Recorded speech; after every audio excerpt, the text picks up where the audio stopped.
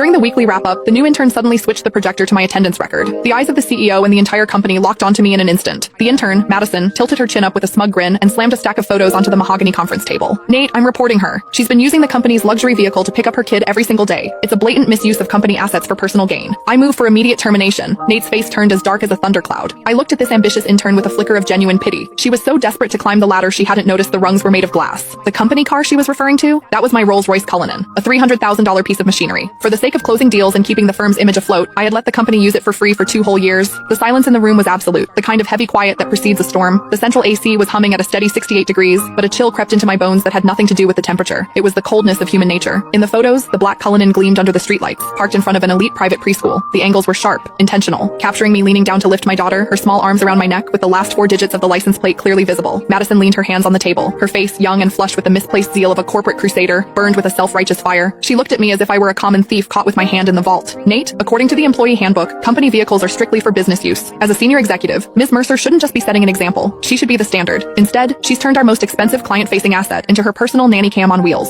School runs, grocery trips, weekend getaways. It's all here. Her voice was crisp, echoing off the glass walls. She clicked to the next slide, revealing a detailed Excel spreadsheet. I've done the math. Between the commute and the school runs, she's putting an extra 25 miles on the odometer daily. Between the fuel consumption of a V12 and the depreciation, we're looking at thousands in hidden costs every month. And that's not even counting the billable hours she's stealing from the company driver. She turned to the head of the table, Nathaniel Cross. Nate was my college classmate. He was the founder of this firm. In the early days, when he couldn't even cover payroll, I was the one who dipped into my savings to keep the lights on. Later, when we needed to project an image of success to land the big fish, my 5-year-old BMW didn't cut it. Without a second thought, I brought in the Cullinan I'd bought myself as a 35th birthday present, a car I'd owned for less than a month. I told him back then, take it, use it. We need the clients to see we're already in their league. That temporary favor had lasted 2 years. I paid for the gas. I paid the insurance premiums. I covered the maintenance. Sometimes when the driver was overwhelmed, I even drove to JFK myself to pick up VIPs. Everyone in this building knew that car was mine, or at least they should have. But looking at Nate now, there was no defense in his eyes. His brow was furrowed, his fingers drumming rhythmically on the table, a nervous habit he had whenever he was weighing his own interests against someone else's. Diana, Nate finally spoke. His voice was low, coated in a professional coldness that felt like a slap. The evidence Madison provided, is it true? I stared at him, my heart skipping a beat. Is it true? 2 years ago, when he begged me for the car to save face, he said, Diana, I'm so sorry to ask this of you. As soon as we're in the black, I'll buy you a brand new one. 1 year ago, when the cash flow dried up, I used that car as collateral for a bridge loan so he could pay his staff. He told me then, Diana, this car is the company's lifeline. It's your badge of honor. And now, he was asking me if it was true. I scanned the room. George, the sales manager, had used that very car last week to pick up his mother-in-law from the hospital, bragging on Instagram about company perks.